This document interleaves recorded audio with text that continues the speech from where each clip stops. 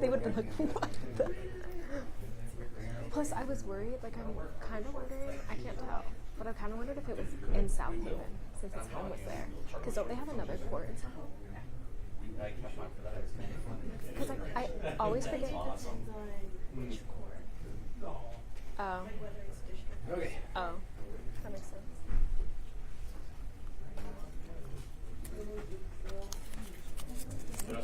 Susan, come up here. Detectives, right here. Uniforms on the outside. Rachel, you want up here too? Cheat sheets. Chris, Kyle, come on. Miriam. That side. We'll balance out. Okay. Uniform over here. Can you guys see Miriam? She's about 2'1". Can you see her okay? You need her to come forward a little bit. 2'4", so we're good. Does that look okay? Professional? Is everybody ready for this? Okay. Everybody good? On Wednesday afternoon, the FBI contacted our Criminal Investigation Unit, better known as CID, with our detectives, looking for intel on a suspect. After they looked into it, we didn't have any. CID was filled in with all the information on details about a case of a missing 14-year-old out of Washington. Detectives had enough probable cause after the information was shared for a search warrant for the residence in question. Detectives met with Chief Prosecutor Susan Zeiderveen, at which time a search warrant was issued. Our detectives from our office then put together an operational plan, a tactical plan, a contingency plan, and then executed the warrant. Surveillance was done.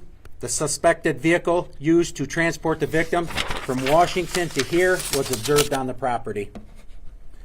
Detectives observed several individuals on the property inside residences, as there were 3 homes on the property. Detectives did confirm the suspect was in one of the residences. Detectives had the local police agency, which were in uniforms and marked cars, roll in with them and execute the search warrant. Once the search warrant was executed, all individuals were then separated so that the detectives could start the interview process. The suspect immediately said she was there to the detectives that was talking to him. However, once they read Miranda, he lawyered up right away and wouldn't speak anymore. Additional family members did cooperate with our detectives on the victim's location on the property. They also confirmed to our detectives that she had been there for approximately 3 weeks. Once detectives found out her location, they went and entered the structure and located the victim immediately. The investigation continued, and the victim was taken into protective custody and turned over to CPS. The law enforcement agencies working this case in Washington was contacted with the outcome, and to say they're ecstatic's an understatement.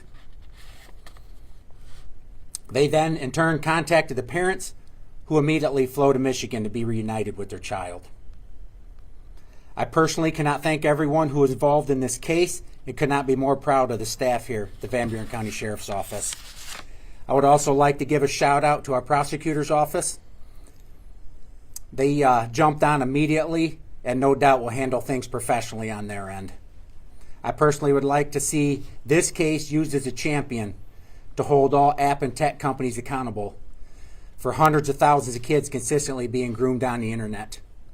My hope is that this case will open and make real changes happen. These safeguards on millions of products in this world, there are safeguards on millions of products in this world, but yet websites are still readily available to our children at the touch of their fingertips. I ask you why. Why is there a website like this when used in this case where it's okay for kids to get on this website and talk to a total stranger? I would love to have the company defend why that's a good idea. The victim got on a particular chat platform and the suspect made his initial contact with her there, and that's when the grooming started. I've seen it over and over that nothing good comes out of a child opening up an app and talking to a total stranger on a computer. How many times have we all heard that he thought she was my age, she thought he was my age, I thought they cared for me, and then here's what transpires out of it. Censorship is used consistently on political platforms. Certain individuals are blocked from using them, but yet a convicted sex offender has zero restrictions on the internet. By God's grace, this victim was able to be united with her family, alive, and able to recover from what she went through over these past 3 weeks. Not every victim can say that nor walk away from something like this alive. The suspect is being arraigned today on 9 felonies in our counties. You want to read them? Sure. As Sheriff Abbott has said, he's being arraigned at 1 o'clock today in the 7th District Court West. There are 2 counts of human trafficking of a minor. Those are both 20-year felonies. 2 counts of using a computer to commit a crime, 20-year felonies. 1 count of criminal sexual conduct in the 1st degree, possible life sentence. 3 counts of criminal sexual conduct in the 3rd degree, 15-year felonies. And 1 count of accosting a child for immoral purposes. We fully intend on pursuing this prosecution, as Sheriff Abbott said, in a professional way. We have met with the family, and we will be doing everything that we can to hold this suspect accountable for these crimes. And so it will start today at 1 o'clock. And to go a little further on the prosecution, the prosecutor's office is also working with the prosecutors over in Washington, the state of Washington. So not only will he face criminal charges in Michigan and Van Buren County, he'll also face them out there in Washington. And the prosecutor's office is working in correspondence with them. At this time, I want to bring the victim's mother up. She would like to give some statements to the media.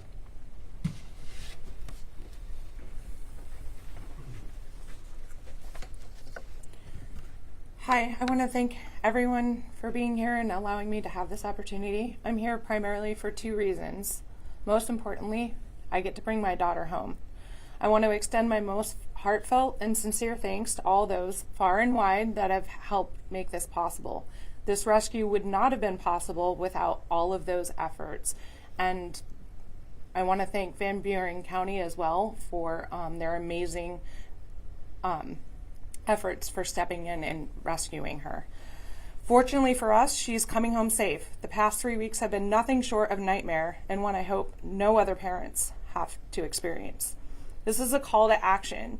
This predator was able to use social media platforms to reach my child from across the country. He was able to use these platforms to groom my child over an extended period of time.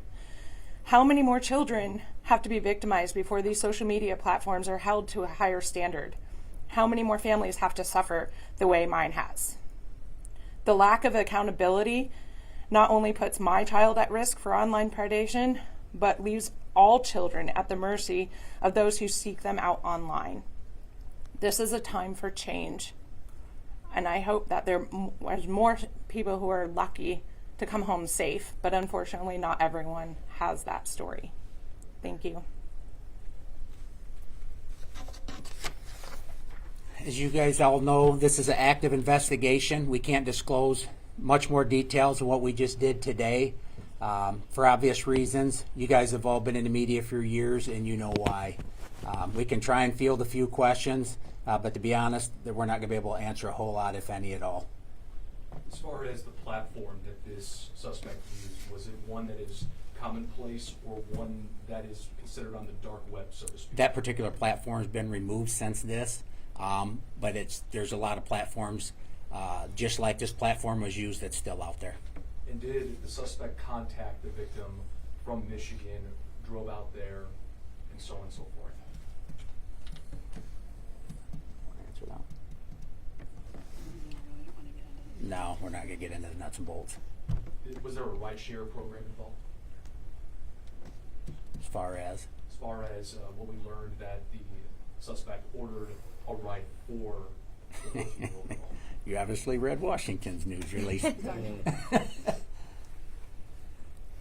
Let's go back to when you go to the home and you're involved. First of all, remarkable turnaround. You're contacted on Wednesday. By Thursday, you have this suspect in custody. When you go to the home, you mentioned understanding or determining that he is there. What goes into determining he's there and then conducting that warrant? So actually Wednesday night we had him in custody.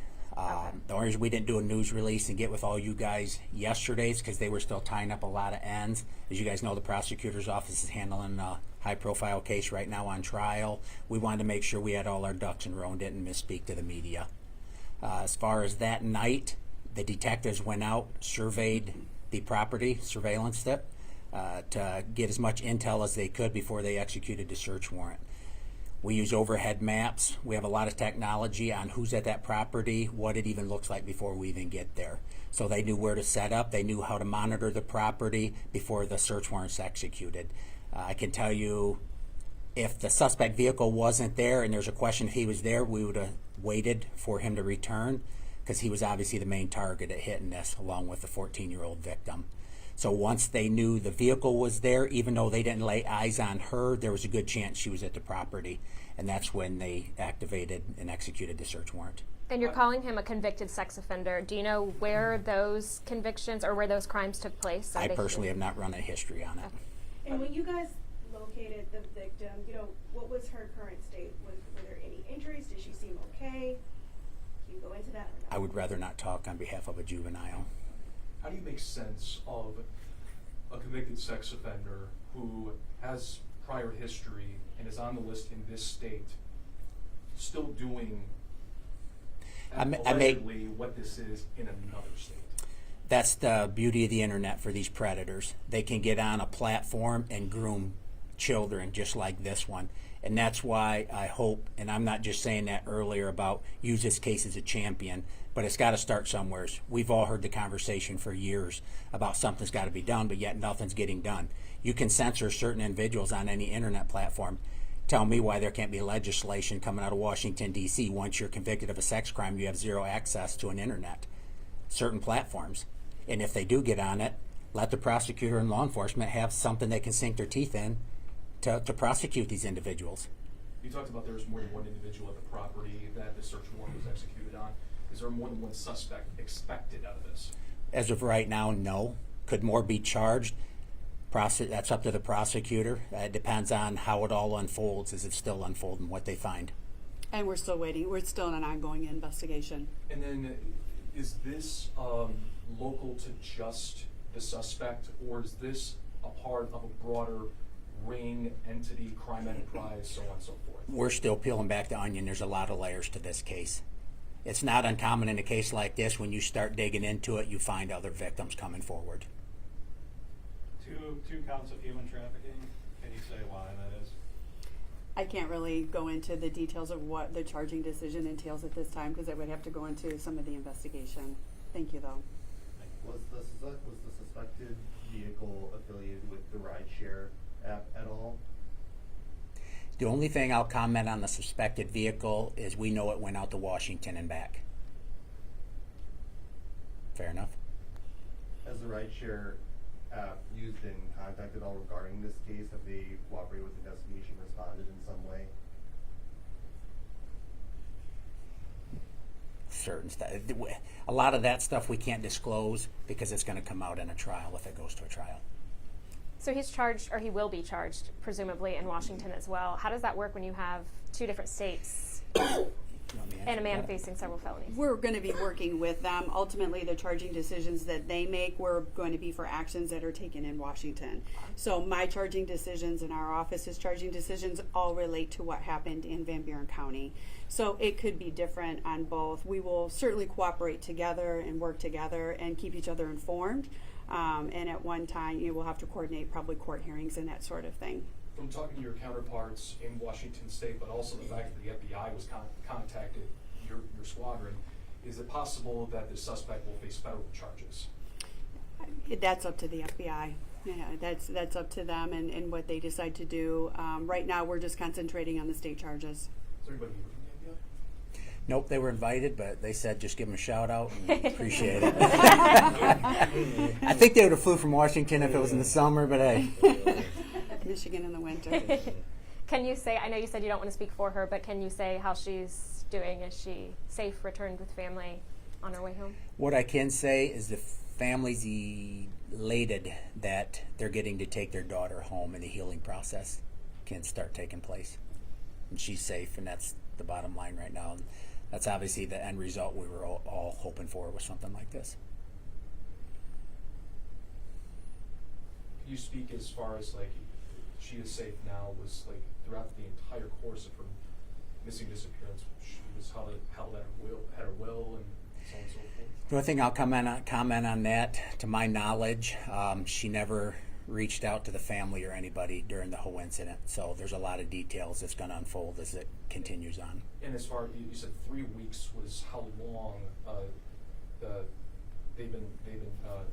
she traveled from Washington State to Michigan, but the January 6th was when she was last reported. Is there what can you disclose as far as what was going on between her and the suspect and anybody else involved, if possible, during those 6 days, if that checks out? I mean, you guys can connect the dots. It was all done on the internet, back and forth. Can you just maybe for parents who are listening give any signs to look out for of your child potentially being a victim of this or being groomed? Time after time, monitor what your kids are doing on social media. If they get mad at you, it is what it is. Because at the end of the day, I think most parents would say they would rather have a mad child than a child that has to go through this or winds up missing and never recovered. You see kids that start having different types of behavior, standoffish, not wanting you to get on their social media, those are red flags. I can tell you we've got several resource deputies in our school system here. We send them to school to look for that. Our detectives all get trained on that. Our deputies all get trained on that just for looking for stuff like this, indicators like this, so that we can keep the public educated, the parents educated. Lord willing, we never have to have another press conference like this for that reason. You hinted at this should and rightfully so convince and encourage victims to come forward in any sense of this crime. You could not disclose about suspects, but are there possibly more victims related to this particular suspect? Right now we don't know, but it's not uncommon once you guys report this story, his name gets out there, his profile gets out there. It's not uncommon at all to where victims start coming and contacting our office or the prosecutor's office. And I can tell you, we will dig into that twofold. And if there are more victims, I encourage them to come forth immediately on that. Let us do our jobs and let us put justice where it's seen fit. Can you confirm that person's name since he's about to be arraigned, or is that something you'll be able to send out maybe? It's in a public document. Yeah, it's in a public document. Yeah, I think so. Yeah. You can pronounce it, I can't. I cannot. You know the name that's hard to pronounce? How you say it? Ferguson. So it's Keith Daniel Ferguson. Ferguson? Ferguson. Not Common spelling. not Ferguson. F-R. That's how you say it. I think yes. So, Yeah. Ferguson.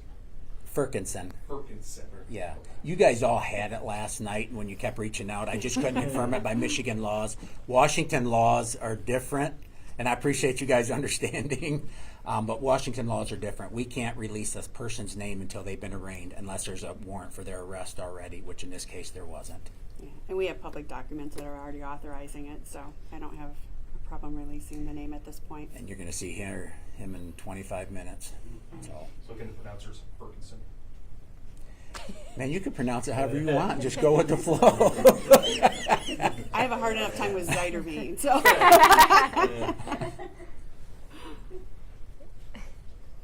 Are you guys able to comment further on situation in Washington? Did he come to her home? How did he meet her in Washington? I'm not going to comment on it. Yeah, unfortunately, we can't say anything on that one. Sorry. Yeah, because if we give you the wrong information, then a trial goes to Washington, it could be spun around. Do you know when that first contact was made? Was it weeks, months ago? Or? We do. I think it's still part of the investigation. It is, yeah. So we do. What it was before January 6th where she was reported missing. Yeah.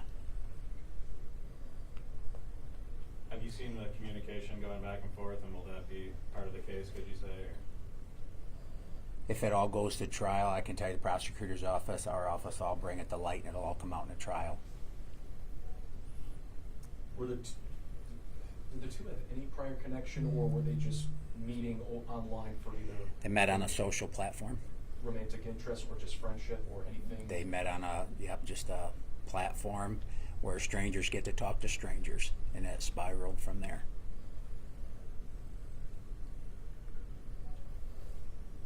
You guys good? All right.